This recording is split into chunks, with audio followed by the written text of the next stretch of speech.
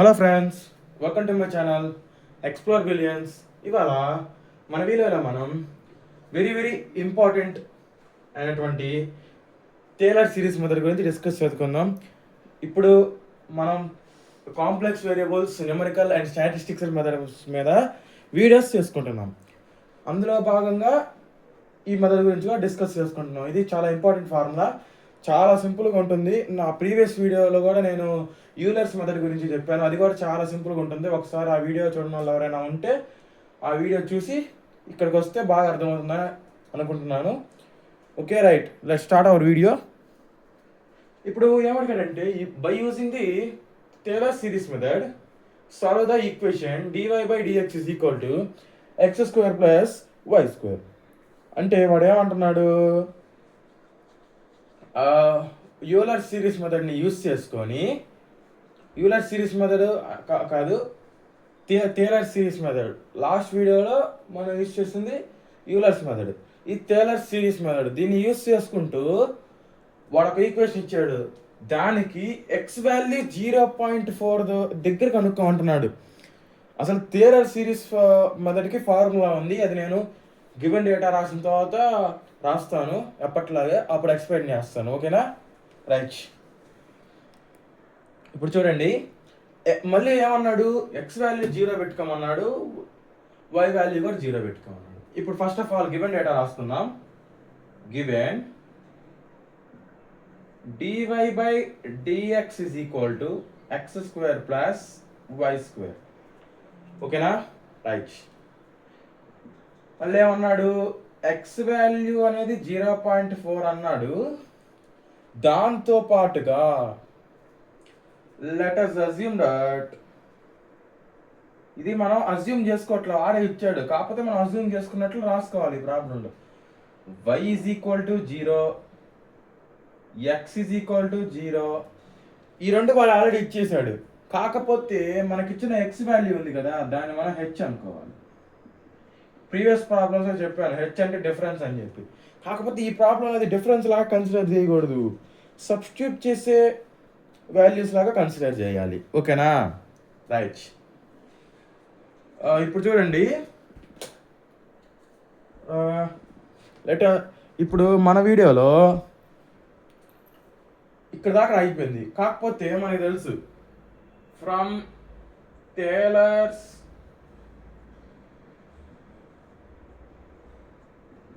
series method, we know that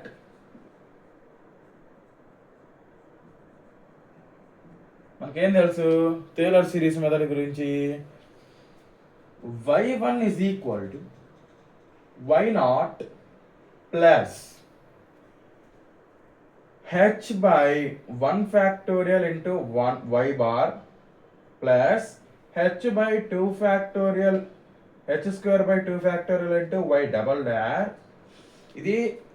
దీన్ని y dash అనొచ్చు, లేకపోతే y1 అనొచ్చు. కాకపోతే ఆల్రెడీ ఇక్కడ y1 అనే టర్మ్ వాడాం కాబట్టి y డాష్ అంటాం, దీన్ని y డబల్ డాష్ అంటాం.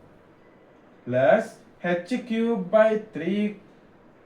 Factorial into y triple dash plus and so on.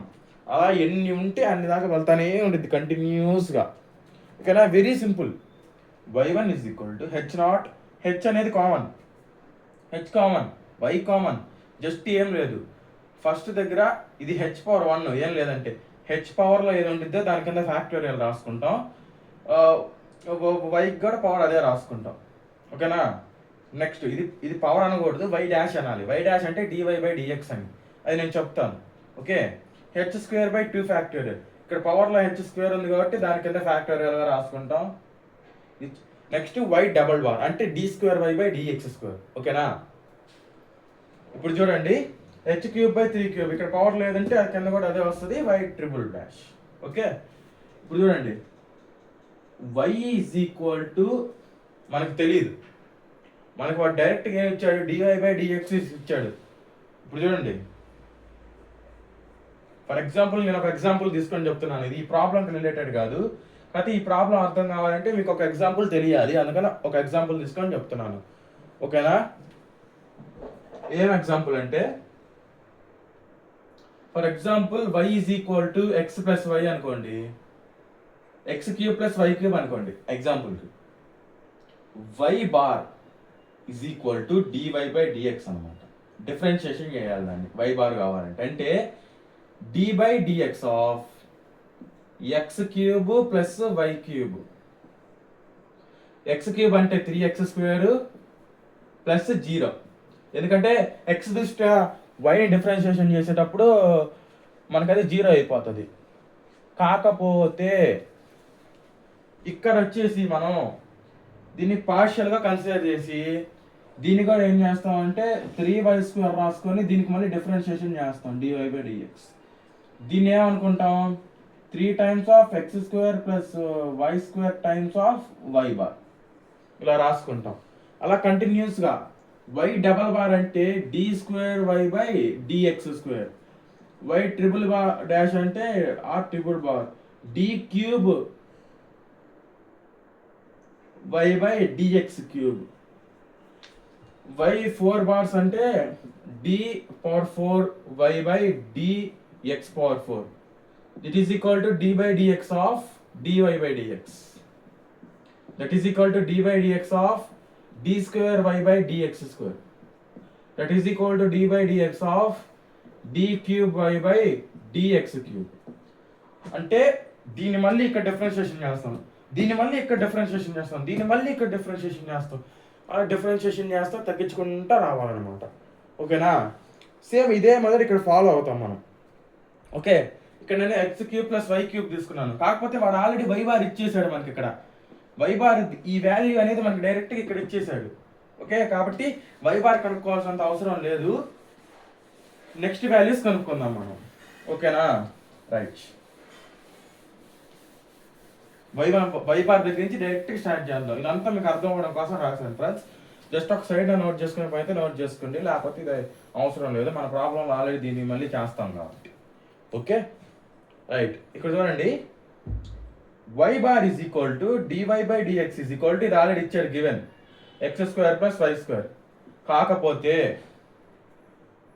మనకి ఇక్కడ ఏమని సబ్స్టిట్యూట్ చేయాలి, x is equal to 0, y is equal to 0 substitute చేయాలి. x is equal to 0, y is equal to 0 substitute చేయాలి. ఓకేనా? ఈ రెండు కరెక్ట్గా సబ్స్టిట్యూట్ చేయాలి ఫ్రెండ్స్, లేదంటే ఇది మొత్తం తప్పు వస్తుంది. That is equal to 0² plus 0². ఎంత? 0. మళ్ళీ y double bar is equal to d² y by dx². కాకపోతే x ప్లస్లో 0 సబ్స్టిట్యూట్ చేయాలి, y ప్లస్లో 0 సబ్స్టిట్యూట్ చేయాలి. నేను ప్రతి దానికి రాయట్లేదు, మీరు రాసుకోండి. నొక్కదానికే రాశాను. మీరు ఇక్కడ కూడా బ్రాకెట్స్ పెట్టుకొని x is equal to 0, y is equal to 0, x is equal to 0, y is equal to 0. ఎందుకంటే ఇక్కడ ఇచ్చాడు మనకి, ఇక్కడ చూడండి condition, x is equal to 0 పెట్టుకోవాలి, y ఈజ్ ఈక్వల్ టు 0 పెట్టుకోవాలి ప్రతి ఒక్క డెరివేటివ్కి మనం. Okay, right. That is equal to, దీనికి డిఫరెన్షియేషన్ చేయండి, 2x ప్లస్ 2y. ఇది నార్మల్గా కన్సిడర్ చేసి దీనికి మళ్ళీ డిఫరెన్షియేషన్ చేయాలి y బార్. ఇది పక్కా డిఫరెన్షియేషన్ వచ్చినప్పుడు మాత్రమే చేయగలడు ఫ్రెండ్స్, ఎందుకంటే ఇదంతా ప్యూర్ డిఫరెన్షియేషన్. ఇప్పుడు చూడండి, d by dx of x to the power of n is equal to nx to the power of n minus 1 కదా. దాని ప్రకారంగా d బై dx ఆఫ్,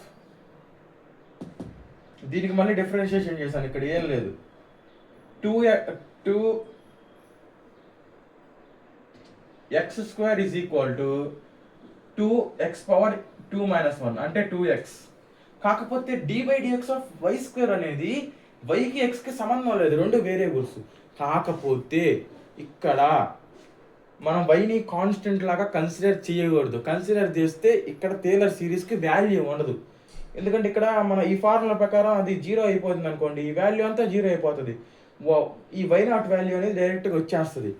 అప్పుడు అలా చేస్తే ఈ మొదటికి అనేది వాల్యూ ఉండదు, ప్లస్ దానికి వెనకాల చాలా ప్రిన్సిపల్స్ ఉన్నాయి అలా డిఫరెన్షియేషన్లో. అదంతా మీ ఇంటర్ బుక్స్ కానీ డిప్లొమా బుక్స్ కానీ రిఫర్ చేసుకోండి. జస్ట్ ఇప్పుడు ఎంతవరకు అవసరం అంటే, దీని ఎలాగైతే 2x అని రాసుకుంటామో అలానే రాసుకుంటాం. కాకపోతే ఇక్కడ ఏం చేస్తాం అంటే d by dx of x రాసుకుంటాం. d/dx ఆఫ్ x ఎంత 1 కాబట్టి 2x అయింది. కాకపోతే dy/dx అనేది మనం ఎటువంటి ఫార్ములా లేదు కదా dy/dx అనేది, కాబట్టి మనం డైరెక్ట్గా రాయలేం dy/dxని. ఓకే, అందుకని ఇక్కడ 2y dy/dx, dy/dx అంటే ఇక్కడ ఏంది y బార్, అందుకని ఇక్కడ డైరెక్ట్గా y బార్ వేస్తాను. That is equal to x ప్లస్లో 0 y ప్లస్లో 0 సబ్స్టిట్యూట్ చేస్తే 0 + 0 0.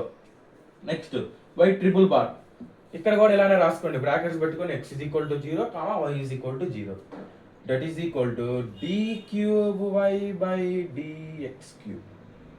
దట్ ఈస్ ఈక్వల్ టు, ఓకేనా ఫ్రెండ్స్, జాగ్రత్తగా చూడండి. దీన్ని మళ్ళీ డిఫరెన్షియేషన్ చేస్తాం. 2 కాన్స్టెంట్, ఎక్స్కి డిఫరెన్షియేషన్ 1 - 2 కాన్స్టెంట్, వైకి ఇక్కడ మనం డిఫరెన్షియేషన్ అనేది చేసేసామనుకోండి అది కరెక్ట్గా రాదు. ఓకేనా, ఈ వై ట్రిపుల్ బార్లో 2కి డిఫరెన్షియేషన్ చేసాం, మళ్ళీ ఇక్కడ వైకి డిఫరెన్షియేషన్ చేస్తే సేమ్ 1 అనుకోవచ్చు. కాకపోతే దీన్ని మళ్ళీ డిఫరెన్షియేషన్ చేయాలి, అప్పుడు ఇక్కడ వై డబల్ బార్ వస్తుంది. దట్ ఈస్ ఈక్వల్ టు, ఇక్కడ ఇదేంటిది, ఇక్కడ చూడండి, దీన్ని చైన్ రూల్ లాగా చేసుకోవాలి, ఇలా కూడా చేయకూడదు, దీన్ని చైన్ రూల్ లాగా చేసుకుంటే కరెక్ట్గా వస్తుంది. చైన్ రూల్ అంటే చూడండి, చెప్తాను చైన్ రూల్ అంటే ఏంటని. 2 కాన్స్టెంట్ కాబట్టి ముందర రాసుకుంటాం, వై దీనికి డిఫరెన్షియేషన్ వై డబల్ బార్, ఎందుకంటే వై బార్ని డిఫరెన్షియేషన్ చేస్తే వై డబల్ బార్ వచ్చింది, ఇందాక ఆల్రెడీ చెప్పాను ఎందుకు వచ్చిందని కూడా. Plus y bar into 1. Okay, ఇది చైన్ రూల్ అనమాట, చైన్ రూల్ కాదు product rule. uv is equal to u d/dx of v plus v d/dx of u. Okay, right, that is equal to 2 - 2 times of y bar plus y bar 2y bar, that is equal to, substitute చేయండి y ప్లస్లో 0 + 0 ఎంత answer 2. చూసారా friends, ఇక్కడ 0 అయిపోయింది value, ఇక్కడ 0 అయిపోయింది, ఇక్కడ 0 అవలా, ఎందుకు, ఇక్కడ x టర్మ్ 1 అయిపోయింది, x ప్లస్లో 0 లేనప్పుడు కాన్స్టెంట్ అంతే వచ్చేస్తుంది కదా. నెక్స్ట్ సేమ్ ఇలాగే మనం, ఐ హోప్ ఈ ప్రాబ్లం అర్థమైంది అనుకుంటున్నాను. ఇది ఏంటంటే కొంచెం కాంప్లెక్స్గా ఉంటుంది ఈ ప్రాబ్లం, ఈజీగా యూలర్స్ మెథడ్ మనం సాల్వ్ చేసాం ప్రీవియస్ వీడియోలో, అంత ఈజీగా అయితే ఉండదు, కొంచెం మ్యాథమెటికల్ నాలెడ్జ్ ఉన్నవాడికి మాత్రమే కొంచెం అర్థమవుతుంది, లేదంటే కొంచెం డిఫికల్ట్ ఇది. ఓకేనా, ఇన్ కేస్ ఏమన్నా డిఫరెన్షియేషన్ మీద ఏమైనా డౌట్ ఉంటే కింద కామెంట్ సెక్షన్లో కామెంట్ చేయండి, ఇంకొక వీడియోలో డిఫరెన్షియేషన్ గురించి కొంచెం డిస్కస్ చేసుకునే ప్రయత్నం చేద్దాం మీకు అర్థం అవ్వడం కోసం. ఓకేనా, రైట్. ఇప్పుడు చూడండి, వై 4' జస్ట్ మనకు ఎప్పుడైతే వాల్యూ వస్తుందో అక్కడ ఆపేయచ్చు, కాకపోతే ఇంకొకటి ఎక్స్ట్రా ఎందుకు చేస్తున్నాం, ఏమన్నా ఇన్ కేస్ దాని తర్వాత నెక్స్ట్ దానికి కూడా ఉన్న వాల్యూ వచ్చిందని, అంటే ఈ టర్మ్ ఉంది కదా, ఈ టర్మ్కి డిఫరెన్షియేషన్ చేద్దాం. 2 కాన్స్టెంట్ కాబట్టి 0, ఎందుకంటే d/dx ఆఫ్ కాన్స్టెంట్ అనేది 0 అయిపోతుంది. నెక్స్ట్ ఇక్కడ వచ్చేసి 2, ఇది మళ్ళీ ప్రోడక్ట్ రూల్ లాగా చేసుకోవాలి, 2y బార్కి దీనిలాగా వస్తుంది. ఓకేనా, మళ్ళీ ఇక్కడ 2y bar plus 2y bar plus ఇక్కడ చూడండి 2y రా, అప్పుడు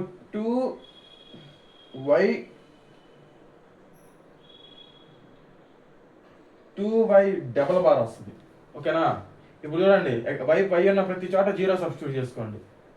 ఓకేనా, y ఉన్న ప్రతి చోట 0 సబ్స్టిట్యూట్ చేస్తే 0 - 0 + 0 + 0 వస్తుంది, టోటల్ వాల్యూ 0 అయిపోతుంది. ఇప్పుడు 2 తర్వాత వాల్యూ 0 వచ్చింది, ఇంకా ఎన్ని అయినా చేసుకోండి మీకు 0నే వస్తుంది. కాబట్టి ఈ ఒక్క వాల్యూని కన్సిడర్ చేద్దాం ఫార్ములాలో. ఓకేనా, కంటిన్యూషన్ ఇక్కడ రాస్తున్నాను,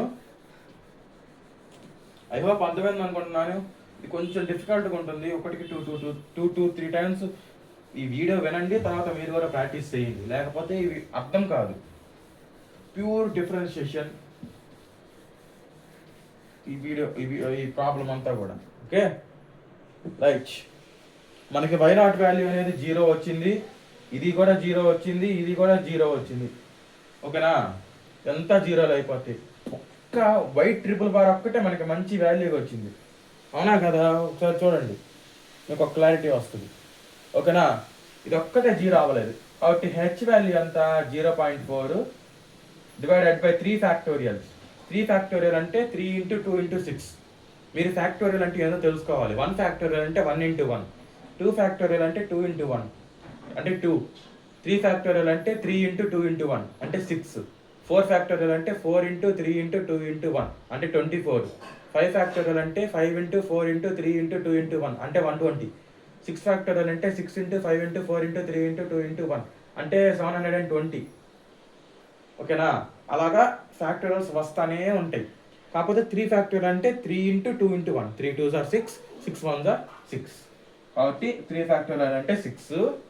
మనకి ఎంత వచ్చింది? వాల్యూ 2 వచ్చింది. ఓకేనా? దట్ ఈస్ ఈక్వల్ టు 0.4కి whole cube divided by 2 1s are 2 3s are divided by 3. ఇది మీరు క్యాషియో కొడితే మీకు 0.064 డివైడెడ్ బై 3 వచ్చింది. That is equal to 0.02133. ఇది మన ఫైనల్ వాల్యూ. ఓకేనా? Therefore, the value of given equation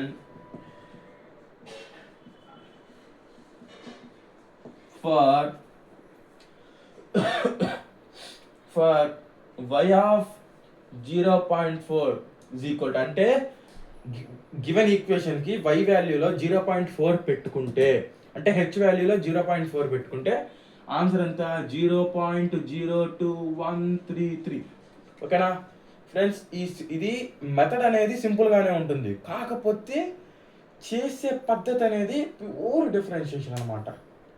ఇది డైరెక్ట్గా అర్థం కాదు కొంచెం, కాకపోతే అర్థం చేసుకోవడానికి ట్రై చేయండి. 1కి 4 సార్లు ప్రాక్టీస్ చేయండి. ఏమైనా డౌట్స్ ఉంటే కింద కామెంట్ సెక్షన్లో కామెంట్ చేయండి. ఇంకో వీడియోతో మళ్ళీ మీ ముందు ఉంటాను. Until then take care, bye bye. Please do like, share and subscribe to my channel.